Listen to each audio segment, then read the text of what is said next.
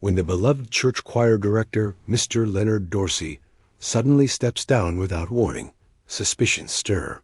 But nothing prepares the congregation for what follows. A teenage girl finds a box of old letters in the church attic while helping prep for a Juneteenth program. The letters are from federal prison. The recipient? Leonard. The sender? A man serving a life sentence for a notorious cold case triple homicide in Louisiana.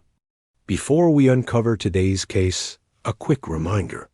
If you haven't subscribed yet, now is the time. Hit that subscribe button and turn on the notification bell so you never miss a single clue, twist, or breakthrough in the stories to come. Now, let's dive into the case.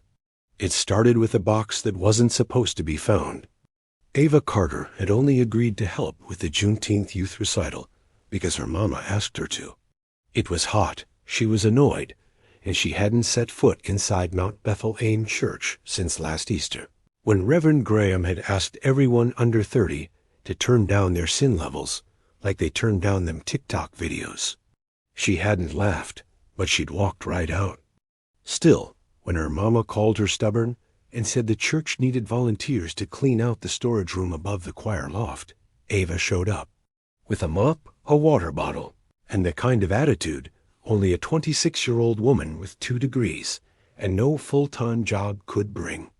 The attic was more crawl space than room unfinished wood beams, dust-slit boxes, and an ancient fan that hadn't spun since Obama's first term.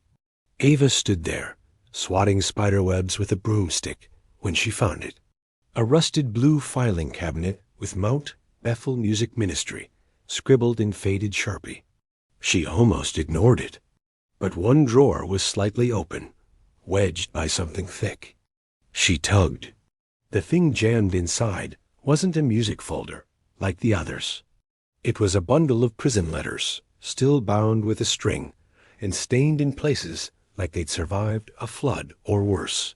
The envelope on top had no return address, just a name written in slanted block letters. Leonard Dorsey. Jackson? Her hands stilled. Leonard Dorsey, the man who taught half the city's kids to sing harmony and hold their heads up straight in front of an audience. The man with the silk voice and pressed suits, who hugged with both arms and prayed like God took his calls direct. But this wasn't mail from the county. This was Federal Prison Paper Department of Corrections, Angola, Louisiana. She slipped the first letter out of its envelope. The ink had bled a little over the years, but the words were clear enough to send a slow chill up her spine. You know what we did, Lenny. You know why I stayed quiet. And you know you owe me. This ain't about God anymore. It's about the past catching up. Ava blinked. She read it again. Then again. And somewhere in her throat, something sharp and sour started to rise. Because her brother, Micah, had gone missing in the summer of 2003 in Baton Rouge, Louisiana. And no one ever connected it to anything. No cops, no church. Not even her own mama, who still believed Micah just ran with the wrong crowd. That summer, Leonard Dorsey had gone on a 2-week revival retreat in Louisiana and came back with a new gospel catalog and a tighter jaw. Nobody asked questions. Nobody wanted to. But Ava had them now, and she wanted answers. Downstairs, voices echoed through the sanctuary, the youth choir rehearsing Lift Every Voice and Sing. Mr. Dorsey wasn't there. He'd stepped down 3 days ago for health reasons, according to the church bulletin. No farewell, no explanation, just gone. Ava stood there, prison letters in hand, with dust in her hair and a scream held tight in her chest. She tucked the letters into her tote bag, turned off the attic light, and walked downstairs. But she wasn't going home. Not yet. Ava didn't go home. She walked 2 blocks down from MT Bethel to the corner store where the old men played dominoes and drank bad coffee out of foam cups with names written on the side. The place smelled like menthols, fried bologna, and floor wax. Her daddy used to call it the other church because all the gossip filtered through there before it hit Sunday announcements. And sitting in the far corner, like he always had since she was a child, was Mr. Roosevelt Rowe Nance. Dark glasses, gray beard trimmed sharp, hat tilted just so. One of the oldest living deacons of Mt. Bethel, retired, quiet, but with a memory that ran longer than the Pearl River. He saw her before she saw him. "You walk like your brother," he said without looking up from his dominoes. "Foot heavy on the left, light on the right, like you halfway trust the ground." "I don't," Ava replied, pulling out the plastic chair across from him. "You got a second?" "I got 10 years left, maybe, but I'll give you 5 minutes of it." Ava glanced around. Nobody close enough to overhear. She pulled the envelope from her tote bag and slid one of the letters across the scratched-up card table. Rowe didn't touch it, but he looked, just once, and leaned back like something rotten had crawled into the room. "Where'd you get this?" "Attic, above the choir loft. Locked drawer, but it popped open." Rowe pressed his lips together. "That drawer should have stayed closed. That letter says you know what we did, Lenny." "What did he do?" He didn't answer. "Mr. Rowe, my brother Micah disappeared that summer." "You remember that?" "Summer '03, the one when Mr. Dorsey took that choir retreat to Louisiana?" "I remember." "A beat. He wasn't even on staff then," Ava continued. "He wasn't the choir director until the year after. But Mama said he went to Baton Rouge to study sacred vocals or whatever. Said he came back with new sheet music and a fresh anointing. But what if that's not all he came back with?" Still, Rowe said nothing. "You told me once," Ava added, lowering her voice, "truth don't rot in the grave, it leaks. You said that at Micah's memorial. So tell me what you're leaking now." He finally leaned forward, elbows on the table. "There was no choir retreat," he said softly. "No sacred study, no gospel research. That was a lie." Ava swallowed. "Then why'd he go?" Rowe didn't answer. "Not with words." He pulled out his wallet, slid out a worn photograph, and pushed it across the table. It showed 5 men standing in front of an old wooden house in Baton Rouge. 3 of them were younger versions of familiar faces, Mr. Dorsey, a man Ava couldn't name, and Rowe himself. "That's where they went," he said. "That's the house where what happened." Rowe exhaled slowly, then gave her what she didn't expect. "Your brother wasn't the only one who disappeared that summer. 3 boys from that neighborhood went missing the same week. Police blamed a gang shootout that never got investigated proper.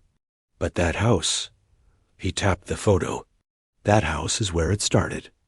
Ava stared at the photo. Mr. Dorsey was smiling in it, arms slung around one of the other men, like they'd just won a cookout contest. "You think he killed them?" she whispered. "I don't know what he did, but I know he didn't come back the same." "What about the man who wrote the letter?" Rowe paused. "Raynor Kane," he said at last. "He was one of ours once. Local boy. Smart. Ended up in Angola for life after confessing to the Baton Rouge triple. Said it was self-defense. Nobody bought it. But what? But some of us think he confessed to protect somebody." "Dorsey?" Rowe didn't nod. Didn't deny it either. "I was told to keep my mouth shut back then," he said quietly. "Told it was bigger than me, bigger than the church." Ava leaned back, heart rattling. "So everybody just pretended? While a man rotted in Angola and my brother vanished?" "Not everybody, but most, and not just for him." "What does that mean?" Rowe looked her dead in the eye. "Mount Bethel ain't just a church, baby. It's a vault. And you just picked up the wrong key." Ava walked out of that store with the photograph in her back pocket and a war starting in her gut. She wasn't ready to go to the police. Not yet. Not with just some letters and an old man's photograph. But someone else might know more. There was one person in Baton Rouge who'd written the name Leonard Dorsey down in blood and ink. Raynor Kane. If he was still alive in Angola, Ava needed to see him, and if he wasn't, she'd find out what died with him. Ava didn't sleep that night. She lay on her side in her childhood bedroom, ceiling fan spinning lazy circles, while her mama's old gospel radio whispered from the living room, like a ghost that didn't know it was supposed to be quiet. The letter was on her nightstand, the photograph tucked into her pillowcase, like a secret she didn't want the walls to overhear. At 3:12 a.m., she sat up, opened her laptop, and typed 3 words into the search bar. Rainer Kane, Angola. Dozens of results popped up: court filings, crime blogs, a scanned newspaper headline from 2003. Local man convicted in triple murder. Defense claims self-defense. Jury unmoved. His face stared back at her, young, square-jawed, and tired. Eyes too old for someone barely 30 at the time. She clicked deeper.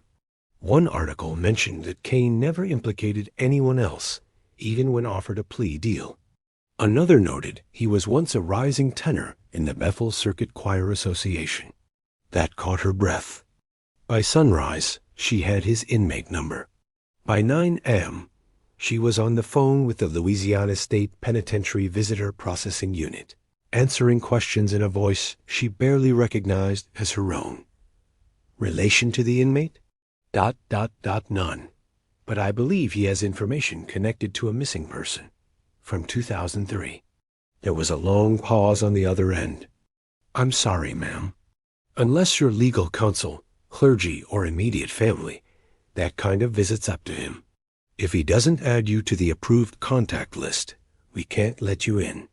Ava looked at the open letter on the desk, the handwriting, the pressure in the strokes. Can you check if my name's already on there? She asked, just in case. What's your full name? Ava Monique Carter. More silence. Clicking. Then, ... you're on the list. She blinked. What? Your name. It's been approved for visitation since 2019. That's not possible. I never. Ma'am, he must have added it. Sometimes inmates request people they remember. Sometimes it's a guess, but he listed your full name and a Jackson address. The line went quiet between them. Then the woman said, You want to book a visit? Ava's voice was barely a whisper. Yes? 3 days later, Ava stood at the gates of Angola, where the barbed wire was thicker than the clouds, and the silence felt permanent. Louisiana heat poured off the pavement in waves. She wore no jewelry, no phone, just a long-sleeved blouse, jeans, and shoes that didn't set off the scanner. They took her bag, patted her down, gave her a laminated sticker with her name and the word visitor in bold red print. They walked her through 2 metal doors that clanged like finality, then into a concrete visitation room that smelled like bleach, old air, and resignation. He entered 5 minutes later. Rainer Kane looked nothing like the newspaper photo. His hair had gone mostly gray, skin darker now under prison lights. But his eyes? They were sharper, almost clear, as if time had done everything but wear him down. He sat across from her slowly. His hands, cuffed at the wrists, moved like someone who'd learned how not to flinch. You're Ava, he said. She nodded. He smiled faintly. You look like Micah.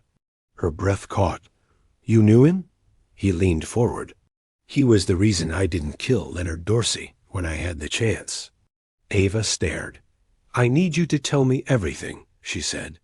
From the beginning. Kane tilted his head, studied her. You ready to carry it? Excuse me? The truth. It's not light. It's not clean.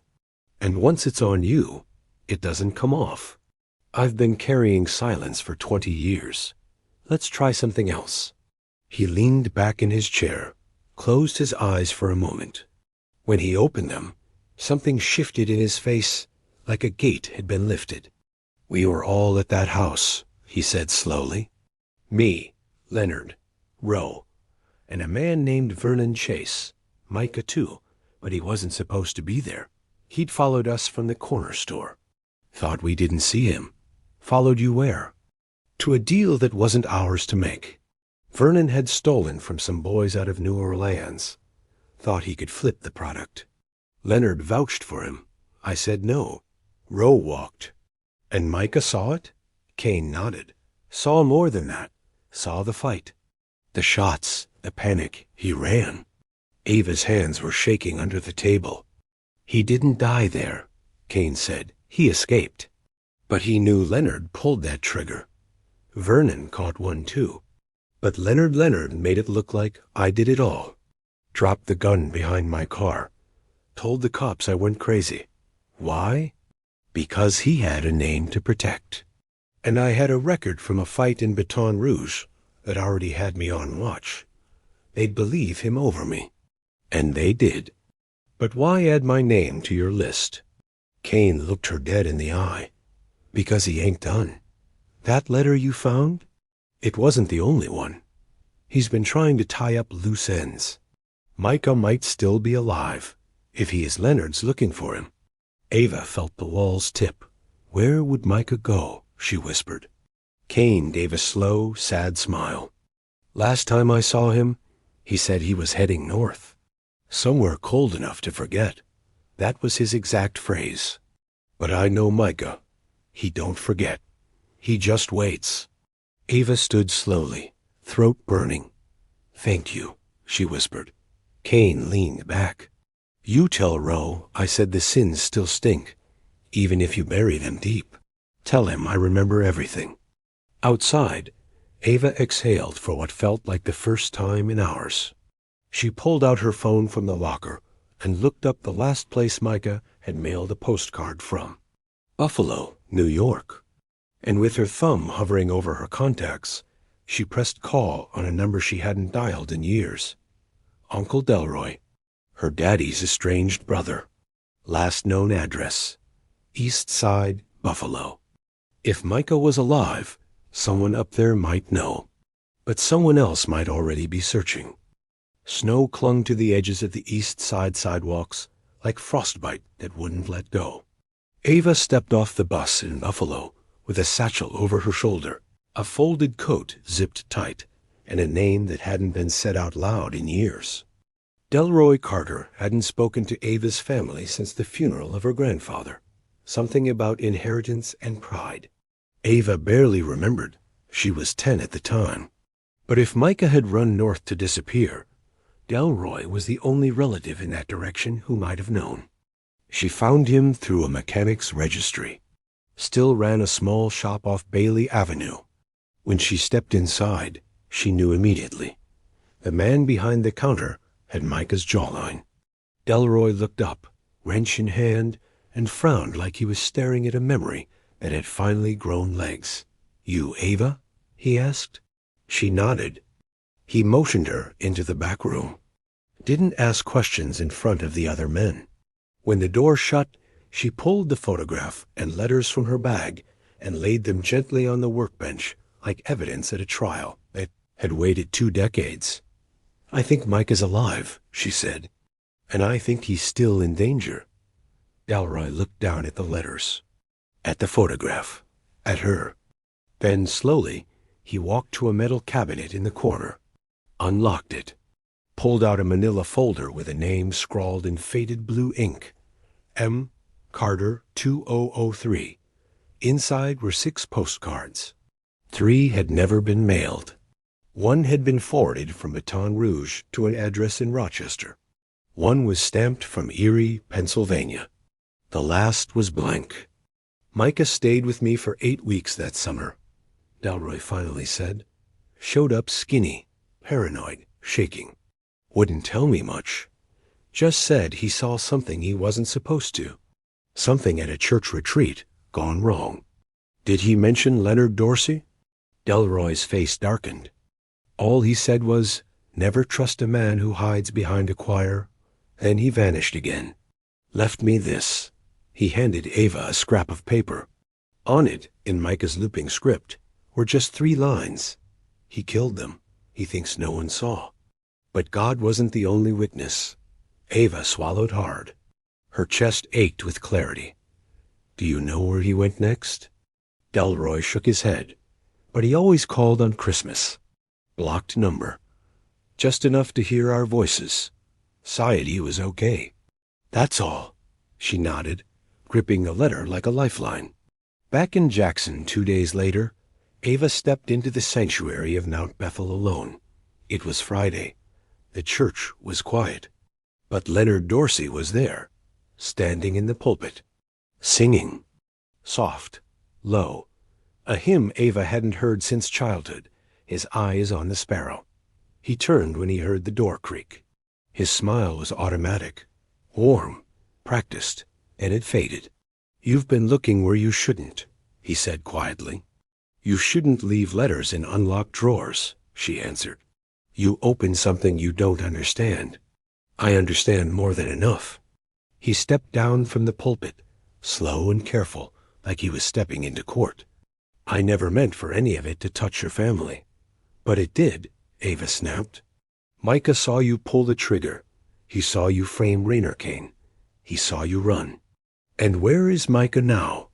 Dorsey asked softly, like it was rhetorical. Like he already knew. Ava pulled out her phone. Hit play. From the speaker came a voice.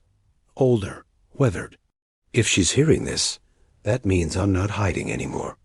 Micah's voice, recorded 2 days ago. Delroy had found the flash drive taped under the workbench. A goodbye or maybe a confession. Leonard Dorsey killed Vernon Chase in cold blood, then let Raynor rot for it. The church covered it up. I ran. I'm tired of running. If this tape gets out, I want the truth known. Ava locked eyes with Dorsey. He sent it to the Attorney General's office, too. And the Jackson PD. I overnighted copies before I came here. Dorsey's shoulders sagged. The choir boy mask fell. Then he smiled. Not warm, not apologetic, just tired. I thought he was dead. "Well," Ava said, stepping forward, "you were wrong. Like you were about everything else." Behind her, the doors creaked open. 2 plainclothes officers stepped in. One nodded at her. "You ready to go, Mr. Dorsey?" Leonard didn't speak. He lifted his hands as they cuffed him, eyes still on the cross above the pulpit. It led him out slowly, past the pews, past the stained glass, past the choir loft where too many secrets were stored in harmony. A month later, Ava sat beside her brother on a park bench in Rochester, New York. Micah wore a beard now. His smile was smaller, but it was real. They didn't speak much, just watched the snow fall. But finally, Ava said, "You think you'll ever come back?" Micah looked at her, eyes full of history. "I might, but not to the church. Some songs just need to end." She nodded. And somewhere deep in the silence between them, something finally let go. The truth, the weight, the memory. They didn't sing, but they didn't have to. Some reckonings don't need a choir. They just need the right witness. The end. If you felt something watching this, don't scroll past it. Because the next case is like this, it's already on its way. Somewhere, and the silence around it is already forming. This story wasn't about drama. It was about reality. About broken systems, blind spots, and decisions made too late. You don't need to be a detective to see the pattern. You just need to pay attention. So before it happens again, speak up. Ask the uncomfortable questions. Push for accountability. Don't wait for the cuffs or the body count. Your voice matters more than you know. Like, share, comment. Be part of the reason it doesn't happen again.